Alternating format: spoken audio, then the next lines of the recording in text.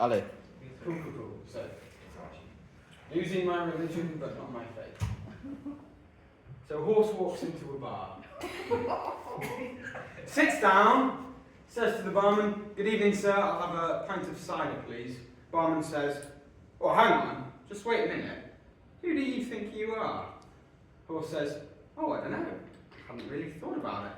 And then just like that, the physical material essence of the horse begins to disappear into the ether until he is completely removed from reality. I think, therefore I am. The horse does not think, therefore it is not.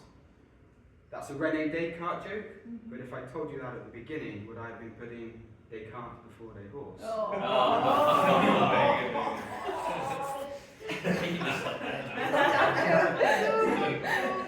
Alright, now that I've set a serious tone, really serious with the business of reflexivity. So, we all love nature, don't we? This is the question I asked Jamie at the end of Monday when he asked, and it was kind of based on the back and forth that me and Joe were having in the day, and I've used this question to frame, kind of direct a lot of my inquiry and thinking as the week's gone on. So, is human appreciation of nature and outdoor spaces an innate biological response or a social construct of Westernphilia? In other words, can we use biophilia, genetics, evolution, anthropology as a robust explanation for why we like to do what we do? Before this week, I would have said yes, absolutely, definitely. Look at over 250,000 years of evolution when we've been outdoors, in nature, in the wild, working together, in teams. It explains so much of why we appreciate the outdoors and why outdoor education is still beneficial from us. That's what I would have thought going into this, and I probably wouldn't have challenged that. But this week I've tried to really address some of that, dig deep into it, and in a way, challenging it has been quite uncomfortable for me, quite an experience. I felt a lot like Gandalf at times. My unexamined bias on the bridge of Khazad-dûm, and Durin's Bane is coming. That's the critical lens. But instead of protecting the fellowship and the ring, I'm kind of trying to protect the tranquility of the cave that I know and have grown to love. It has been challenging, but in a way it's also been sort of oddly liberating, looking at some of these assumptions that I have. The most formative thing I think I read in the week was definitely this article by Joyce and Vandenberg, and I've spoken to some of you else who've read it, and if you haven't read it, I'd really recommend it. Is Love for Green in Our Genes? Great title. And essentially what they say is no, or at the very least, there's not enough to say yes that we can be so sure. They sum it up nicely in the beginning, in the abstract. Neither current empirical evidence nor conceptual arguments provide any strong support for the hypothesis of restorative responses to nature as an ancient evolved adaptive trait. They go on more to address this, and I would have disagreed with that before the week, and I probably did when I first read it. But they make a load of really good points. They say, it is thus far from even-handed that an evolved positive affective response to greenery in general will have sufficiently contributed to solving the problem of finding food and shelter.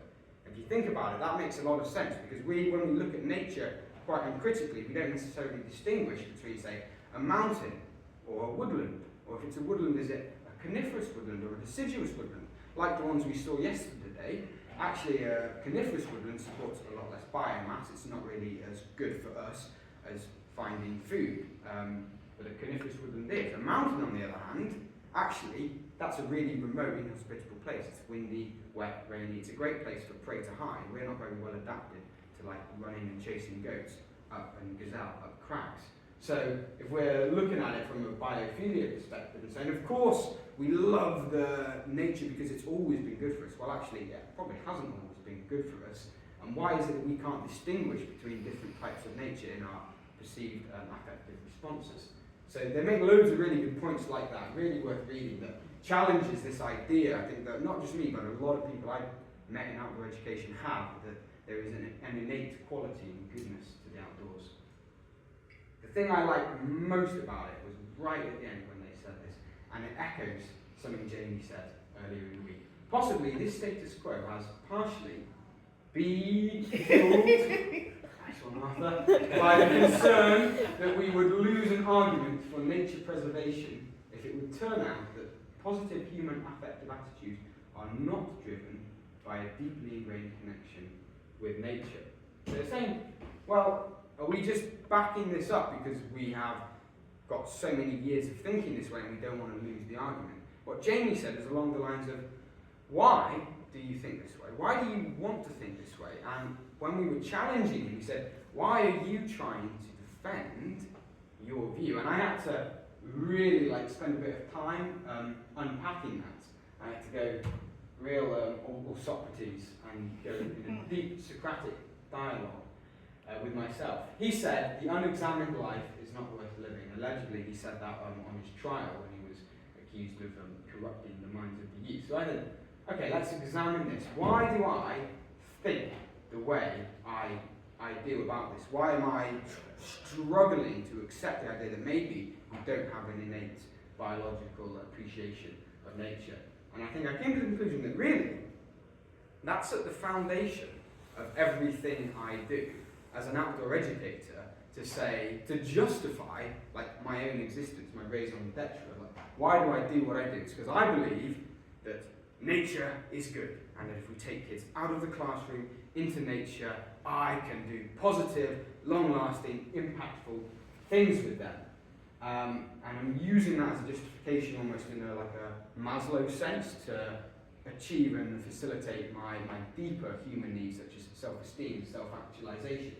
And there's a lot of ego attached with that, and a lot of arrogance, I think, and self-aggrandizing to think, hey, what I'm doing, it's different to mainstream education. If only I could control the funding sources and the policy, and I could take kids and we could do more stuff with them, when we solve all these problems. And it's all based on this ground level foundation slab that says the outdoors is great because we've always loved the outdoors. But what if we haven't? And what if you start chipping away at that foundation? It can be quite uncomfortable. But also, if you're open to it over time, kind of liberating in a sense. However, I don't want to just, after 1 week, throw the baby out with the bathwater, because there are many benefits of outdoor education, and they're backed up by tons and tons of evidence, tons and tons of psychology, and there's a lot of stuff which is just beyond questioning. Develops strength and resilience in the face of adversity, risk and challenge. It improves teamwork, leadership and communication skills. So many benefits. You've probably never heard any of this before. It improves physical literacy, coordination and dexterity. We need that now more than ever. It improves problem solving. It fosters a mentality of self-reliance, but I think most importantly of all, it connects us back to nature, doesn't it? Trust me, bro, we've known this for 16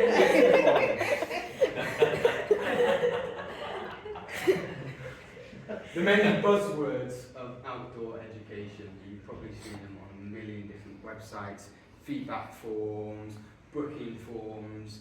Not just me, I feel as an industry we can all fall into this trap of really not being critical enough about what we do, how we examine and justify what we do. And it's good now that there is, in the last 20 years, more literature starting to come out which is looking at a lot of these things, challenging them, not necessarily throwing the baby out with the bathwater, because there's got to be some good to what we're doing. We've all got anecdotes to support it. Seems like there's something there, but we've got to be open to critically examining it and finding ways new ways of justifying presenting it, and not being so as dogmatic as I know certainly I can be.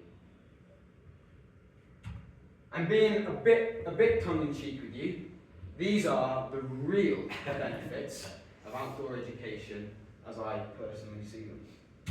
The pay is surprisingly good.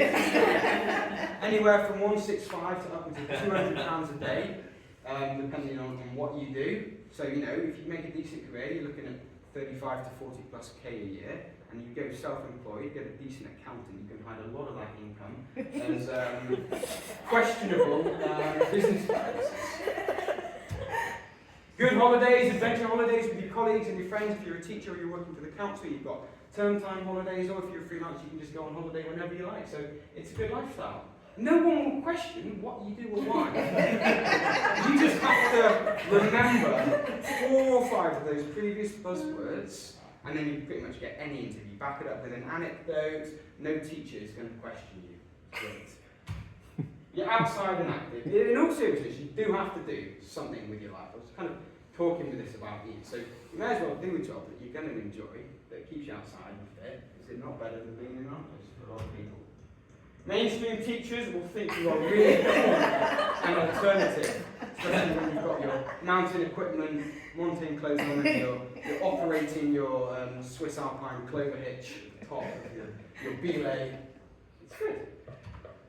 No marketing or lesson planning. That's what teachers do. We don't need to do any of that. It's not in the nature of experiential learning. And you get a new group every week. So if you've got some kids on the Monday that you don't like, don't worry. You've just got to make it through to the Friday, smile and wave them onto the bus. Within 20 minutes you'll have forgotten their names. Rinse and repeat, and you're laughing all the way to the land.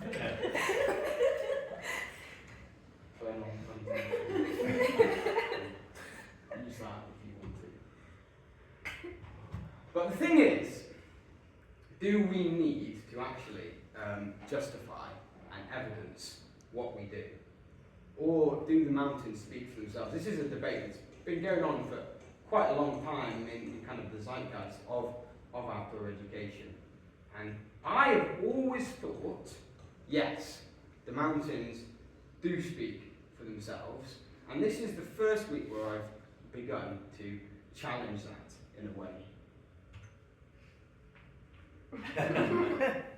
Going back to life with Brian, I don't. So, I'm not ready to completely change, because I do think, to an extent, the mountains do speak for themselves. Not my outlook and my worldview on this hasn't totally changed, even though I do feel it's been challenged. What for me is important is that I'm a bit more happy and open to this challenge than I was September of this year, September the 15th. I wouldn't have thought this way, I wouldn't have said this. But I think now, actually, looking into it and reading different articles, having these conversations, I'm a lot more comfortable with challenging this bias, challenging these preconceptions, than I perhaps was. So in that sense, it's like the Overton window hasn't changed, but the blinds have been extended to the left and right. I can see a bit more. There's been some seeds planted. I don't know if they'll grow or what they'll grow into, but I'm a bit more open to it than I was. Wow, anyway, it's all well and good thinking about these things, but I'm very practically minded, and the phrase I loved most from your performance was right at the end, Dave. I couldn't find it on the YouTube video, but I think you said, so, what to do with nature, or words along that line. It reminds me of Borton's model of reflective practice, which I like because it's the simplest, easiest to use. Now what? What do we do with all this? How does this inform us going forwards? Because at the end of the day, we still live in the real world. We still have to work and have a career. And for me, right now, still drawn to the blue pill. I'll have steak, please. Medium rare. Got any peppercorn sauce? It's a really nice Buddhist phrase that I like from Zen Buddhism. Before enlightenment, chop wood and carry water. After enlightenment, chop wood and carry water. I think it goes back to what you're saying. What to do with nature. You can't escape some of the realities of life, of being in the cave, and I feel like I have not reached a profound point of enlightenment or paradigm shift. But that's fine because I've been here like 5 days, so I'm not totally expecting to. So where does that take me? Where does that leave us after all this?